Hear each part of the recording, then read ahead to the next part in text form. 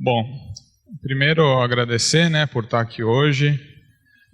Agradeço a todos que acordaram de manhã. A gente sabe que é difícil, para assistir uma palestra sobre será que isso é uma área para carreira científica? Então vocês são sobreviventes, Agradeço por estarem aqui hoje prestigiando. E na verdade, quem está acostumado com minhas palestras está acostumado com eu mostrando as pesquisas que a gente faz, Hoje eu vou dar a toada um pouquinho diferente do que eu costumo fazer. Eu vou falar aqui um pouquinho sobre se é possível realmente desenvolver uma carreira nessa área, Então eu acredito que a vida ela é uma jornada, ela não é um destino, Então a gente faz as coisas, a gente vive, a gente vai construindo a nossa própria história. Então nada mais justo do que eu hoje contar um pouquinho da minha história. Então o que eu vou falar para vocês se é que eu construí ou não, eu vou tentar mostrar para vocês como eu fiz isso, Então hoje vocês vão ter que me aguentar como um pouquinho de Forrest Gump aqui, Então vai ser um pouquinho da minha história. Bom, aqui estou eu, minha formação acadêmica, Então, aqui eu estava mais ou menos no 4º ano da medicina. Fiz faculdade de medicina na Santa Casa de São Paulo. Então essa foi minha realidade aí por quase 10 anos. E na minha formação acadêmica, Santa Casa de São Paulo, uma instituição extremamente religiosa, Porém, durante minha formação acadêmica, eu via aí o capelão nas enfermarias, mas eu não recebi nenhum treinamento sobre saúde e espiritualidade. Obviamente tinham coisas nas aulas de ética, a questão dos hemoderivados, testemunhas de Jeová. Na anamnese, a gente era orientado a fazer aquela bela pergunta, qual a sua religião? Aí a pessoa falava, católico, muito obrigado, e ficava por aí. Mas eu não via muito bem o sentido dessas perguntas, Então era uma coisa muito superficial, tinha um conteúdo, mas era um conteúdo bastante superficial. Bom, aí em 2005 eu concluí minha graduação em medicina e fui fazer residência em clínica médica. Eu vou falar para vocês que, na verdade, minha vida começou a mudar aqui, e vocês vão entender o porquê. Então, esse aqui era o pronto-socorro central, lá da Santa Casa de São Paulo. E em 2006, aparece um helicóptero da Polícia Militar, e eu digo que, provavelmente, isso mudou minha vida. Eu vou mostrar a foto para vocês depois, Mas, provavelmente, não é nada do que vocês estão imaginando, Provavelmente vocês devem imaginar, ele pegou algum caso muito sério que veio. Na verdade, foi mais ou menos nesse momento, chamado Operação Águia, Fui eu e mais 2 internos, e uma das internas depois veio a se tornar minha esposa, que é a Alessandra. Então essa é a foto lá da Operação Águia, lá naquele momento. E o meu primeiro contato com esse assunto foi com a minha esposa, Alessandra. Então ela começou a me falar, olha, existem evidências sobre o assunto, Ela começou a me falar sobre tudo isso, e eu comecei a buscar essas evidências. Falei, sempre fui muito científico, sempre gostei muito de pesquisa, Eu falei, não é possível que nunca ninguém me falou nada a respeito disso, Então eu comecei a buscar por evidências, olhei lá, 60 mil artigos no PubMed, 6 artigos por dia no último ano, e falei, mas por que nunca me falaram sobre isso? Por que nunca eu tive um treinamento mais específico sobre isso? Comecei a olhar que grandes revistas no mundo publicavam sobre o assunto, New England, JAMA, British Medical Journal, Nature, Science. Então começou a abrir uma nova realidade para mim. Vi que grandes universidades no mundo traziam o assunto, Duke University, George Washington University, Johns Hopkins, Harvard. Então eu comecei a falar, mas por quê, Por que não se traz tanto esse assunto na prática, na realidade médica? 2007, a foto está meio... cumpri 2 anos de residência, E aí fui para a aeronáutica. Então estou aqui, médico da aeronáutica, Aquele sofrimento, Inclusive o Leandro conhece bem, porque fez parte dessa minha história lá na aeronáutica, E começou meu trabalho de campo. Então eu tive contato em 2006, por meio da Alessandra, me apresentou o campo. Em 2007, eu comecei realmente a incluir isso na minha prática clínica, lá no Hospital de Aeronáutica de São Paulo. Então está aqui, né, minha formatura lá na aeronáutica. E estou aqui eu, no meu consultório, lá na celular moderno, né, naquele tempo tinha smartphones de alta qualidade, mas estou eu aqui, magrinho, né, na aeronáutica. E aqui eu comecei a perguntar para os meus pacientes. Aqui eu já tinha um ambulatório que atendia em sua maior parte idosos, né? E eu comecei a perguntar para eles qual que era a crença, como isso influenciava na sua vida, né? Como eu, como médico, poderia auxiliá-los nisso. E eu comecei a ver que a receptividade era muito grande. E não só isso, que a relação médico-paciente aumentava. E foi talvez minha primeira pesquisa no assunto, tá? De saúde e espiritualidade. Eu comecei também a aplicar questionários para ver como isso influenciava. Então eu digo que é uma curiosidade, né? Poxa, meu contato com o assunto veio de um pronto-socorro por meio da minha esposa e depois tudo começou na aeronáutica. E aí eu comecei a ver realmente o porquê que isso era importante, né? Então, a gente sabe, né? Crenças religiosas espirituais eram comuns nos nossos pacientes, né? Eles gostariam que isso fosse perguntado. Eu percebi que as crenças influenciavam nas decisões médicas, que havia uma relação entre saúde e espiritualidade, e mais, que essa relação era baseada em pesquisas, em evidências científicas, que auxiliava na relação médico-paciente.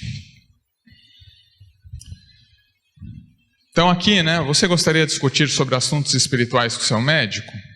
Marcelo vai falar mais tarde sobre isso, mas a grande maioria acredita que sim, 80%, 90%. Alguma vez algum médico já questionou sobre esse assunto? Por volta de 10% só falam que sim. Então a gente tem uma grande dicotomia entre o que o paciente espera de você e a prática clínica. 2008, finalmente, fui para a geriatria. Essa é uma foto da minha turma lá da geriatria, também na Santa Casa de São Paulo. E foi mais ou menos em 2008 que eu comecei realmente a participar da Associação Médico Espírita de São Paulo. Eu já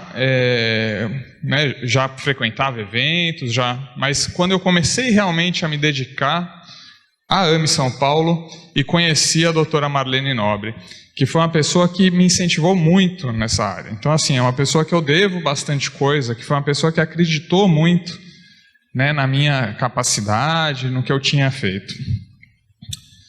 E eu lembro bem que, um pouco antes dela falecer, ela me mandou esse e-mail, que foi um e-mail bastante importante para mim, né? Esse, por incrível que pareça, foi o último e-mail que ela me mandou, que foi: meus parabéns, Jean. Cada publicação sua é uma vitória do seu esforço em favor da mudança de paradigma na saúde.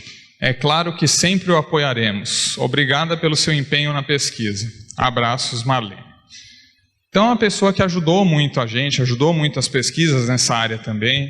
Então é uma pessoa que eu gostaria de prestar uma homenagem para ela aqui.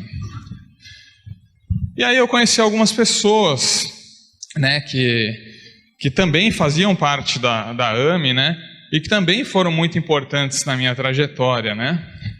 Então essa é uma foto aqui com algumas pessoas da AME, obviamente, né, Andrei, Cris, né, o Rodrigo, estou eu aqui no fundo, a Alessandra, né, o Leandro estava aí, mas está escondido, né.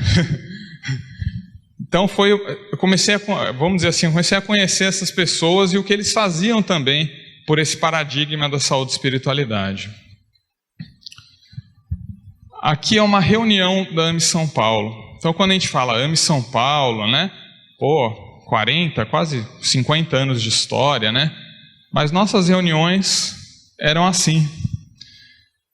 E tudo que surgiu da AME São Paulo com tão pouco, né. Então a gente vê uma reunião aqui, uma apresentação dos resultados de 2008, né? E era assim que a gente na época estava, né? Um congresso que me marcou muito foi o congresso dos 40 anos, né, de AME São Paulo, que foi de 1900, né, a AME São Paulo foi fundada em 1968, em 2008 eu completava os 40 anos, e esse congresso eu participei mais ativamente na organização, etc. Então a AME São Paulo começou a fazer muito parte da minha vida. E aqui era o nosso escritório de trabalho da AME São Paulo. Aqui que começaram a surgir o início das nossas pesquisas. Aqui que tudo começou a acontecer. Também, né, o Rodrigo lá, que era o chefe, né, na época, eu e a Alessandra, né? Então aqui que as coisas começaram realmente a deslanchar. A gente fundou um núcleo de pesquisa que se chamava NUPAME, depois ele virou um departamento de pesquisa que se chamou DEPAME. E aí o departamento de pesquisa que começou realmente a produção. Eu lembro que a primeira publicação na área que eu tive foi uma carta ao editor. E foi uma carta ao editor na Circulation. Então eu digo que eu comecei bem, apesar de ser uma carta, né? Circulation é uma das principais revistas de cardiologia do mundo. E foi exatamente aqui que foi minha primeira publicação na área de saúde e espiritualidade, tá? E o núcleo de pesquisa começou a render publicações, começou a render capítulos de livros, começou a render artigos, começou a render pôsteres em congressos, etc. Nossa ideia na época era divulgar o assunto, tá? Então a gente queria divulgar o máximo possível o assunto, publicando, indo para congressos. Perdi as contas de quantos pôsteres a gente apresentou em congresso para divulgar o assunto. E mais ou menos nessa época, né, que a gente fez o estudo multicêntrico SBRAME. O SBRAME é Spirituality and Medical Education, em Brasília Medical Education, né? Esse foi um estudo que a gente tinha R$0 de verba. Não tinha nada, gente. Era uma pindaíba total o estudo. E o que a gente fez?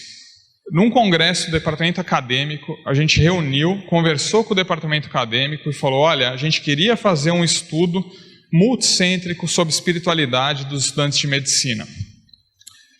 E os acadêmicos se entusiasmaram, falaram, mas a gente não tem verba nenhuma, então vocês vão ter que correr atrás de orientador, vocês vão ter que correr atrás de pessoas, e eu fazia lá o meio campo da coisa. E por incrível que pareça, a gente conseguiu 12 escolas médicas, quase aí 3.630 estudantes. Todas essas universidades participaram, ele rendeu algumas publicações. A principal publicação foi essa aqui, na BMC Medical Education. Mas o que a gente queria mostrar aqui é que mesmo com verbas limitadas, era possível. Bom, aí eu entrei no meu doutorado, tá? Meu orientador, Mário Pérez, tá? Vai estar aqui hoje também. A minha tese foi Influência de fatores psicossócio-espirituais na saúde mental e cefaleias de moradores da comunidade de Paraisópolis. Então, eu comecei meu doutorado na Unifesp e, mais ou menos nessa época, eu comecei com parcerias internacionais. Então, conheci por um contato por meio do Alexander, que vai estar aqui hoje também, né, com o Harold Koenig. Isso mais tarde iria me levar a ter uma escola na Duke, né? Eu sou faculty scholar, não residente, né? Lá da Duke, mas foi uma das parcerias que mais me rendeu frutos. Quem não conhece o Koenig é simplesmente o maior pesquisador na área, uma pessoa incrível, a rapidez absurda. Você manda um e-mail agora, em 5 minutos ele te responde. Ele fala que está no aeroporto do Japão e vê seu artigo em meia hora. É um cara inacreditável. Por isso que ele é tão produtivo na área. E essa parceria realmente foi uma parceria bastante importante para mim. Uma outra parceria que eu fiz foi com a Cristina Puchalski, lá da George Washington University. A gente esteve lá nos Estados Unidos. E também foi outra pessoa muito importante na área de educação médica. Então, uma outra pessoa bastante importante no meio. Bom, ainda quando eu estava no meu doutorado, eu fui para coordenar uma área de pesquisa num hospital espírita, que era o Hospital João Evangelista. O Hospital João Evangelista, ele fica na Cantareira, Nova Cantareira, e eu fui lá. Lá eu conheci outras pessoas importantes para a minha vida. Então eu conheci o Homero Valada, que foi meu chefe lá, né? conheci a Juliane, Camila, né, que está aqui no Medinesp também, que foram pessoas que me auxiliaram bastante lá na minha estadia no João Evangelista. Lá eu já começava a apresentar em diversos congressos, né? Então comecei a apresentar em diversos congressos acadêmicos, divulgar o tema. Em 2013, finalmente, eu defendi meu doutorado, né? Mário acabou de chegar, pena que perdeu a minha fotinho sua, Mário, mas vou voltar aqui e agradecer ao Mário pelo meu doutorado. Então, em 2013, eu defendi meu doutorado e aí eu estava no momento de partir realmente para uma vida acadêmica. Foi algo que eu sempre quis, que eu sempre almejava, eu sempre quis ser professor, pesquisador, e em 2013, com o meu doutorado, eu vi a possibilidade de seguir essa carreira. Então, finalmente, eu fui para essa cidade aqui. Então, a gente vê aqui, né, o centro da cidade, um monte de montanha em volta. Eu fui para Juiz de Fora.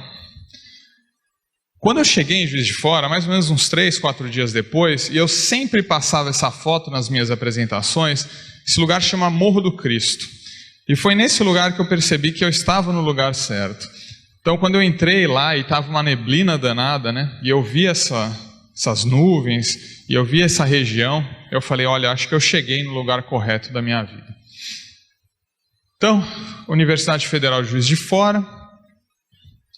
Tá aqui a minha posse, lá na Federal de Juiz de Fora, o reitor aqui, pessoa que atualmente é uma das pessoas mais importantes da minha estadia em Juiz de Fora, que é o Oscarino. Aqui um outro professor, que é o Marcos Bastos. Então mudei, malicuia, eu e minha esposa, a Alessandra, mudamos para Juiz de Fora.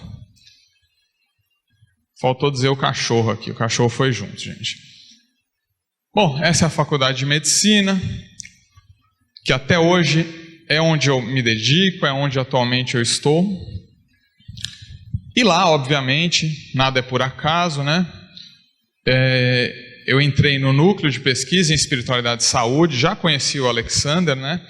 Tanto que ele que me convidou para ir para Juiz de Fora, né? Quando eu prestei o concurso, passei, fiquei lá em Juiz de Fora e virei co-diretor do NUPS, que é um dos núcleos referências em saúde e espiritualidade no país. Então comecei realmente a ter a possibilidade de orientar mais, de participar mais, né, e de consolidar esse núcleo na atualidade. Bom, virei professor da pós-graduação Stricto Sensu, eu estou em 2 programas lá, em saúde, área de concentração brasileira, e saúde coletiva.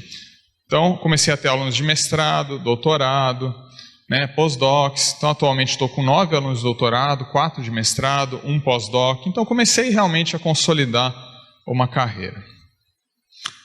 Meus ICs, né, ICs são iniciações científicas.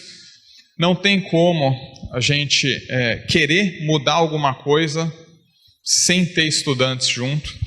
Então, uma grande preocupação é a introdução desses estudantes. Eu me preocupo muito com o nosso futuro no país, né, que são os nossos estudantes. Então, a gente tem bastante ICs, né, que nos ajudam nas pesquisas, que trilham suas próprias pesquisas e que no futuro vão nos auxiliar no campo. Quanto à produção de artigo, obviamente, quando você começa a entrar no meio acadêmico, você começa a ter uma consistência na produção de artigos. Vocês veem, né, em 2005 foi meu primeiro artigo publicado. Porém, residência, aeronáutica, residência, não publiquei mais nada.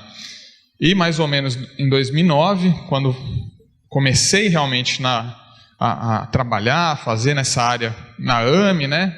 Depois no Hoje e depois na UFJF, aí eu comecei realmente a produzir de uma forma mais consistente.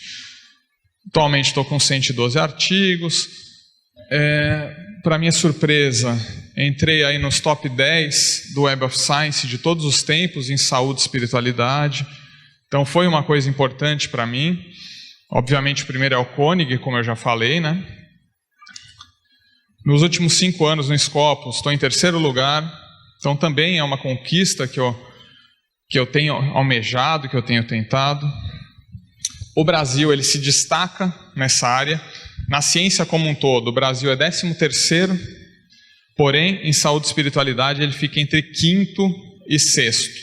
Quer dizer, a Alessandra vai falar um pouco mais disso depois, mas realmente é uma coisa importante para o nosso país. É uma área que a gente tem um domínio, uma vanguarda nessa área. Então aqui, a produção brasileira. Esse é um artigo que foi um IC, Rodolfo, que também está aqui no Mednesp, né? E que a gente vê, esse artigo foi publicado na revista de Psiquiatria Clínica, atual Archives of Clinical Psychiatry, e a gente vê a mudança no Brasil, ó, produção de artigos, 2003 começou a aumentar. Alguém consegue lembrar o que aconteceu em 2003? O que aconteceu em 2003? Ó, é meio claro aqui como teve um crescimento, né? Olha o que aconteceu em 2003. O Mednesp 2003 trouxe Harold Koenig. A gente acredita que essa ascendência nas publicações veio daqui, tá? Essa é a foto de 2003 e depois 2005 que ele veio 2 vezes. Então, vocês veem a importância do evento, que vocês estão aqui hoje, e vocês veem a importância de se trazer uma pessoa, um figurão da área, né, para o desenvolvimento do campo. Não poderia deixar de citar o Périplo. Périplo nada mais é do que uma divulgação, né, que as AMES fazem sobre a temática medicina e espiritualidade, medicina e espiritismo no exterior. Tá, então, aqui algumas fotos do Périplo, aqui na Alemanha, por exemplo, doutora Marlene no centro aqui, né? Eu e a Alessandra. Aqui um monte de figurinha carimbada que vocês conhecem. Então, esse aqui na Alemanha. Aqui na Inglaterra. Então, também a divulgação. Isso é importante, isso é networking, isso é você divulgar suas pesquisas, isso é você fazer a ponte com outros pesquisadores. Muitas parcerias nascem daqui. Tá? Aqui, né? Aqui a gente tem as aventuras do Périplo, que a gente vê o Jorge, né? Ó, o Jorge é aquele lá que estava na mesa, todo pomposo. Aqui já... Por quê? Porque é isso que cria vínculo, gente. Tá? Aqui a Ju, né, a esposa do Jorge. Isso que cria vínculo. Então a gente sofria, a gente ria, a gente chorava, a gente passava por poucas e boas no Périplo. Então isso aqui nos ajuda, né, a criar vínculos, nos ajuda a criar parcerias. O Jorge depois foi meu mestrando, tirou seu mestrado. Então assim, é uma forma da gente começar a fomentar o assunto, né, academicamente. Entrei numa parceria internacional, que é a NERSH. NERSH é uma parceria internacional que reúne aí países dos 6 continentes em saúde e espiritualidade, que tem feito publicações nessa área sobre valores dos médicos, opiniões dos médicos e dos estudantes de medicina quanto à espiritualidade, religiosidade. Então, o NERSH ele vem tentando agrupar grupos afins para publicar em revistas de mais alto nível.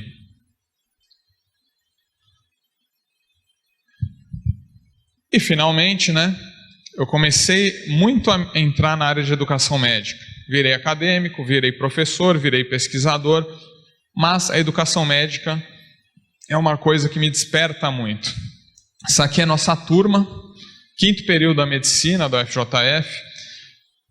Não é fácil, lá são 90 alunos por turma. Vocês imaginam como você consegue, né, gerenciar 90 alunos? Tá? Então esses são nossos alunos, esses são, né, o nosso futuro aí. O campo de saúde, espiritualidade e educação médica começou a crescer. Só trouxe esses gráficos para mostrar, né? Em 93 Estados Unidos eram 4 escolas médicas, em 2007 foram 100 escolas médicas. Atualmente é esperado que, o último estudo que foi feito pelo Koenig, 95% tem conteúdo de saúde e espiritualidade nos Estados Unidos. Na Inglaterra, 59%. E no Brasil, a gente publicou um estudo sobre isso, né? Mostrando que 40% tinham conteúdo de saúde e espiritualidade no currículo. Ainda muito aquém do que o meio internacional tem, né? O mais interessante desse estudo, e é isso que nos motiva, 90% dos diretores ou coordenadores acreditavam que era importante ensinar esse assunto aos seus estudantes. Tá? Então, isso aqui revela claramente para a gente que tem espaço para acontecer a incorporação de cursos de saúde e espiritualidade.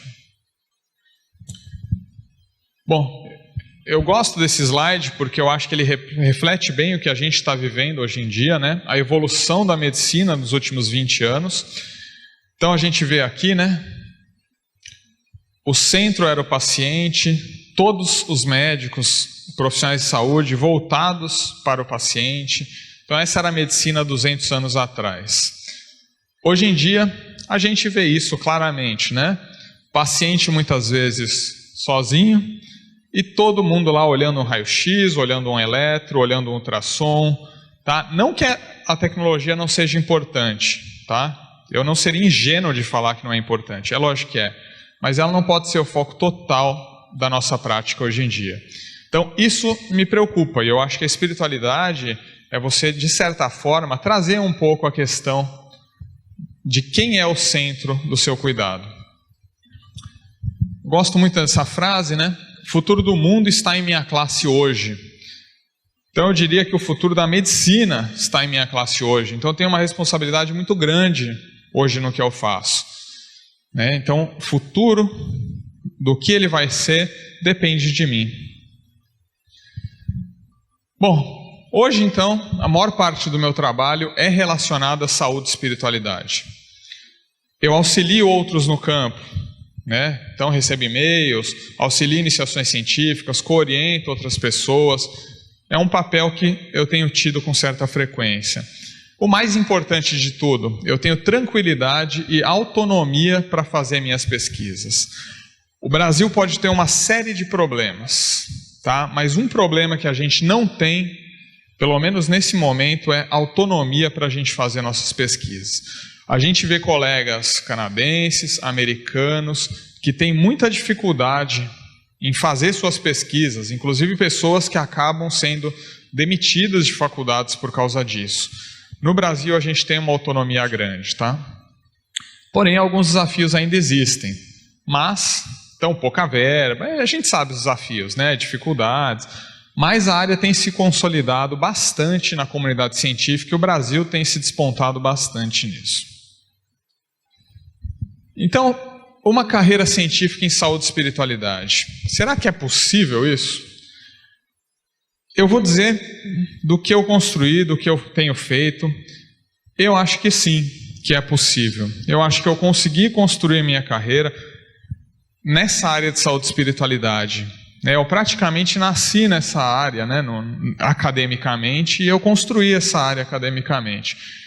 Então, que sirva de incentivo para pessoas que vierem, né, que sim, que é possível fazer isso. Então, nós sempre aprendemos algumas coisas com as pessoas que passam por nossas vidas. Algumas dessas lições são dolorosas, mas todas não têm preço. Esse aqui é um pôr do sol lá na UFJF, né? Queria terminar, e vai ser difícil,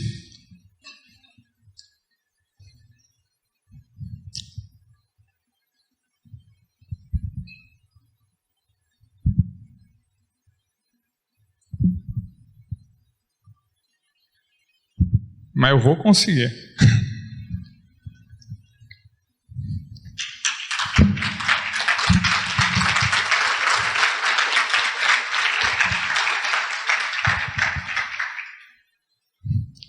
É homenageando meu pai.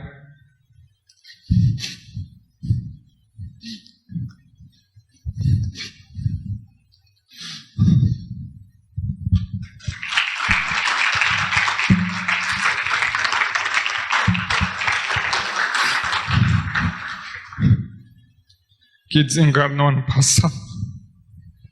Muito obrigado.